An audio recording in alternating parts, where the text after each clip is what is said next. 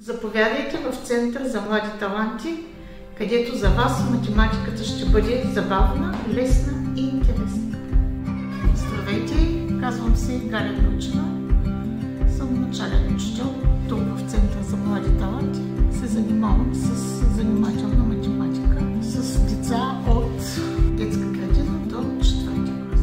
Децата, които идват в Център за млади таланти от детската градина, се виждат как детска градина и първи клас стъпало по стъпало и постиженията им са много големи. Съответно, втори, трети, четвърти клас затвърждаваме знанията, подготвяме ги за големите битки на международните състезания, които и в тази крехка възраст вече има и за тях. И съответно имаме и деца, които успешно се представят и на тези състезания. Математиката е наука, която изисква развитие на творческо мислене.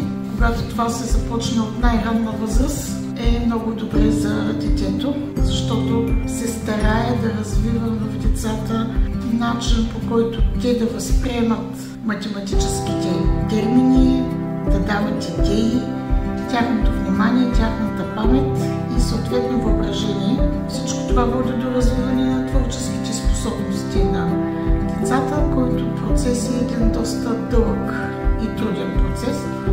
Разгледайте внимателно редицата от фигури, в случая това са плодове, и открийте каква е зависимостта и какво ще постави на мястото на въпросителния знак.